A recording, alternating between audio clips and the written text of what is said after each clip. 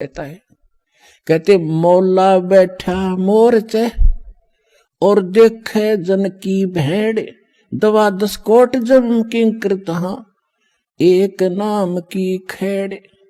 अब जैसे यहाँ आपको तरीके बताए जाते हैं, उदाहरण और एग्जाम्पल दे दे के, कथा सुना के, कि परमात्मा जब तपस्या पर आए काल के इस लोक में, तो धर्मदास जी को परमात्मा बता रहे हैं कि जब मैंने उस काल को ये कहा, परमेश्वर कबीर जी बता रहे हैं कि जब मैंने उस काल को ये कहा कि मैं नीचे जाऊंगा और सब जीवों को बताऊंगा तो भगवान नहीं है, और सब गलत मंत्र जाप कर रहे हैं, उनको यथार्थ ज्ञान दूंगा, यथार्थ मंत्र दूंगा और सब जीवों को पार करके सतलोक ले जाऊंगा। आपने तूने बहुत दुखी कर दिया इनको, भगवान की आत्माओं को। तब वो काल इतना ताकतवर है कि मेरे ऊपर झपट्टा मारा मारने के लिए, तो मैंने सतनाम का जाप शुरू कर दिया। और जो ही मैंने सिमरन किया श्वास से, ऐसे गिर गया जैसे पक्षी की पांख कट जाती है। तो कहने का भाव ये है कि जब आप पर कोई आपत्ति आती है, प्रथम मंत्र मिला है तो उसका सिमरन कर दीजिए शुरू, और सेकंड मिला है सतनाम तो सतनाम का सिमरन शुरू कर दीजिए। सार नाम मिला है तो वो तो कहना है क्या है, वो सिमरन कर दीजिए। तो तीनों ही एक जैसा प्रोटेक्शन करेंगे यहाँ की आपदाओं में। तो यहाँ परमात्मा हमें बताना चाह रहे हैं, तो यहाँ हमें बताना चाह रहे हैं कि जब कोई भी आपत्ति आवे तो अपने श्वास का सिमरन आपने शुरू कर देना चाहिए। और उस श्वास उसके अंदर जैसे मौला बैठा मोरचे और देखे जन की भेड़, भेड़ माने भिड़ंत, यानी किस तरीके से ये लड़ता है। जैसे एक सैनिक है और उसके पास बंदूक है, गन है, अब वो गन न छोड़ के और पत्थर ठाको मारने चल रहे तो किसा क्या कल है उसके अंदर। तो आपको ये सतनाम, ये नाम की एक बंदूक दे रखी है, हथियार दे रखा है इस काल के दूतों के साथ लड़ने के लिए। अब जब आपके ऊपर आपत्ति आती है, यम के दूत आते हैं, चाहे परमात्मा लिखा, गरीबदास जी ने लिखा है कि वो परमात्मा आपकी हर गतिविधि देखता भक्त की, और आपको ये भी देखता है कि वो किस तरह से उनसे निमटेगा काल के दूतों से। कहते 12 करोड़ यम के दूत, 4 दूतों की तो बात ही छोड़ो जो तुम्हें लेने आते हैं। अगर 12 करोड़ यम के दूत सामने खड़े हों और आपने एक सिमरन कर दिया, वो 12 करोड़ न्यों पड़ेंगे, जाके एक दूसरे के ऊपर उछलते भागते नजर आओगे, नो मैदान साफ कर जाएंगे।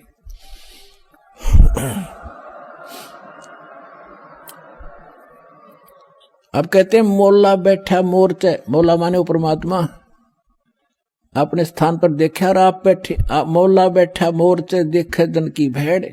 जो मोर्चे में भक्त बैठा है, यानी मोर्चा है हमारा हर काल का, उसके साथ हम लड़ रहे हैं, संघर्ष कर रहे हैं, भक्ति कर रहे हैं, सिमरन कर रहे हैं। और कहते हैं उस जैसे आपत्ति आती है उस समय अपना सिमरन शुरू करो दाता का, सब बातें भूल के। और वहां नो का हरी मां मर गया बचाइए तो कहेगा भगत है वो। तो परमात्मा ये देखता है कि वहां आप कैसे, कौन सा फार्मूला अपनाओगे, तो वो तरीके आपको यहां बताए जाते हैं। तो वहां एग्जाम होगा त्रिकुटी बजा का आपका। तो यहां परमात्मा कहते मौला बैठा मोरचा देखे जन की भेड़, आपकी लड़ाई देखता है, भिड़ंत देखता है, यो कैसे मुकाबला करता है। बंदूक धर के पत्थर ठाता है या बंदूक दिखावा है, तो फिर ज्यादा फर्क पड़ जाए, बंदूक दिखाते हैं। तो सिमरन स्वरूप नाम के सिमरन से संकट टलेंगे। और कहते हैं 12 कोट जम किंकर जहां 12 दूत यम के दूत सारे के सारे आपके सामने आ जाओ, और एक नाम की खेड़, खेड़ माने टक्कर नु मारा सब गिरता चल तगड़ा आदमी होता है। तो ऐसे वो मंत्र की इतनी जबरदस्त शक्ति है, क्योंकि ये ज्ञान जो बोला गया था सिंपल और अनएजुकेटेड व्यक्ति थे, उनको सिंपल लैंग्वेज में समझाना था। तो वो परमात्मा आपकी भिड़ंत यानी आपकी एक्सरसाइज देखता है कैसे कर रहा है। तो वो जैसे इस दास के साथ आप व्यवहार जैसे आप यहाँ डिमांड करते हो, तो धीरे धीरे देखो प्रथम बार को भक्त आता है उसको तो कंपलसरी है, वो तो मांग गएगा, और ये भगवान देगा ही देगा, इसके घर में कोई घाटा है कोई नहीं। ज्ञान इसलिए दिया जाता है कि तू क्या मांग रहा है उतना मांग ले जितनी तुझे जरूरत है, और बाकी भगवान पर छोड़, उसने क्या पता नहीं मेरे बच्चे को क्या आगे आवश्यकता है। आगे तैयार खड़ा पाओगा आपका, आपसे पहले खड़ा मिलेगा, इसको किस चीज की आवश्यकता है। पति भरता जमी पर जो जो धर पाओ, समर्थ झाड़ू देत है ना काटा लग जाए। तो आप उसके हो गए, तो फिर आपके जीवन रूपी सफर में झाड़ू लेकर कहते मैं उसका दास हूं। दास किसे कहते हैं? गुलाम को। भगवान दास भी पीछे रह जाए, लेकिन भगवान आपकी पुकार से सुनते ही आगे खड़ा पाओगा, और उसको पहले भी खड़ा पाएगा कि मेरा बच्चा आ रहा है, और साफ कर दूं कि इसके कर्म के कांटे ना चुभ जा। तो इतना आपने इस मालिक में समर्पित होना पड़ेगा पतिव्रता की तरह, तब लाभ होगा।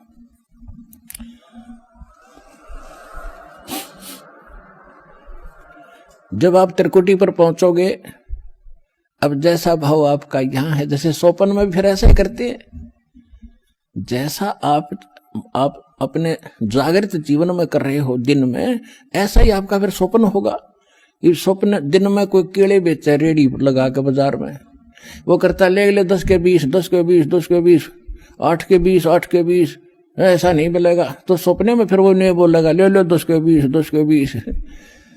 तो अब जैसा रिहर्सल आप यहां कर रहे हो, जब आपकी मृत्यु होगी आपको स्वप्न होगा, और उस स्वप्न में आप जो यहां कर रहे हो वही वहां बोलोगे जाके भगवान के दरबार में, भगवान के सामने।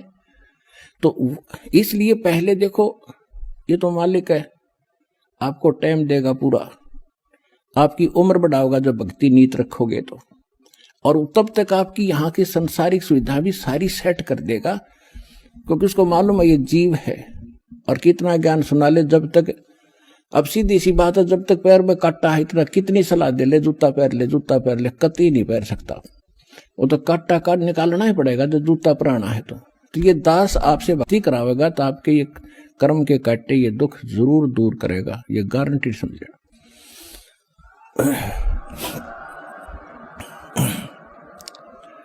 तो उसके लिए आपको धैर्य रखना पड़ेगा। धीरे धीरे रे मना धीरे सब कुछ हो, और माली सीते 100 घड़ा ऋतुआएं फलो।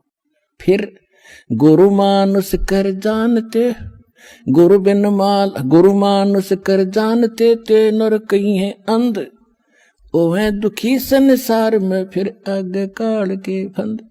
परमात्मा आपको त्रिकुटी में मिलेंगे, वहां जाते ही आप समर्पित हो, जैसे दंडवत करोगे तो देखोगे मुंह की तरफ, और परमात्मा जिधर जाएंगे आप पीछे पीछे वहीं भाग लोगे, वहीं साथ जाओगे। तो वहां आपको धर्मराज के दरबार में ले जाया जाएगा, गेल जाएंगे दत्ता साथ में इस दास के रूप में। भाई कर ले गुरु वकील मुकदमा भारी है। परमात्मा सब तरह की सलाह देते हैं कि गुरु आपके एज एडवोकेट का भी काम करेगा उस धर्मराज या न्यायाधीश के दरबार में, जो यहाँ का चीफ जस्टिस है 21 ब्रह्मांड का, एक ब्रह्मांड का। तो वहां साथ जाएंगे दास के रूप में परमात्मा, और उनको कहेंगे कि सर निकालो गीता अध्याय नंबर 18 के श्लोक नंबर 66 को। ये विधान है भगवान का, सर्वधर्मान परित्यज माम एकम शरणम व्रज अहम तवा सर्व पापे भय मोक्षामि मा शुच। वो किताब खुल जाएगी गीता वहीं पर कि इस तेरे भगवान की बोली हुई है ये, इस ब्रह्म की। और देखो ये क्या कहता है कि मेरे सत्र के सब पूजा मुझे दे दो और फिर तुम जाओ, अब जी छोड़ो इसको। ये ओम नाम का जाप जो सतनाम में जो सेकंड मंत्र जो आपको दिया जाता है, उसमें प्रथम जो मंत्र है सतनाम 2 अक्षर का है, जो पहला अक्षर का मंत्र है ये ब्रह्म का है ओम। इसकी कमाई वहां दे देंगे, फिर वो ऑटोमेटिकली छोड़ देंगे, आ जाओ जी आप फिर। और फिर दूसरा मंत्र है सतनाम का, दूसरा अक्षर है, उसकी कमाई फिर अक्षर पुरुष के लोक में देंगे जाके, वहां भी आपके साथ रहेगा परमात्मा इस दास के रूप में। और जब फिर 11वां द्वार पार किया, फिर 12वें द्वार को पार करके तब सतलोक में जाया जाएगा। ये 11वां द्वार, कोई 10वें द्वार तक अटक रहा है, एक न कि 11वीं खिड़की पर सुन ली अधूरा सधूरा। ये थे नीम हकीम, ये मधु परमहंस रांझडी वाला, 11वीं खिड़की आगे किशन नहीं पाई आज तक। ये थे काल के दूत, और परमात्मा को पता था कि इन मेरा संत धोएगा जाके सारे की पोल पाड़ देगा। तो वो 12वां द्वार पार करके सतलोक में प्रवेश करेंगे। और तब वहां चले जाएंगे जहां लौटकर कभी नहीं आते। तो परमात्मा की भक्ति और साथ में गुरु का यूं सहयोग आपको सदा बनाए रखना पड़ेगा। गुरु को सिर पर राखियो, गुरु सौंप्या सिर सौंप्या गुरुदेव को, सफल हुआ ये शीश नित्यानंद, इस शीश पर आप बसे जगदीश।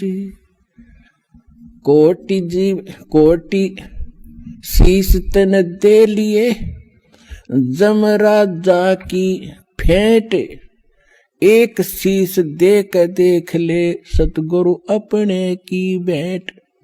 कहते इस काल को तने असंख्य शीश दे दिए, कित बेमौत मारा तेरे को, और एक शीश गुरु को देकर देख सतगुरु को।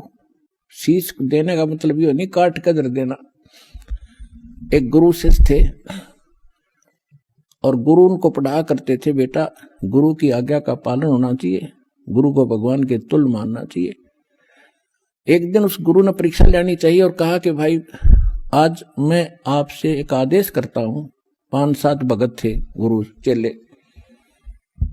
तो सब चेले कहने लगे जो आदेश हो गुरुदेव, कि भी मेरे सिर में 5-5 जूते मारो। अब 5 के 5 सुन हो गए।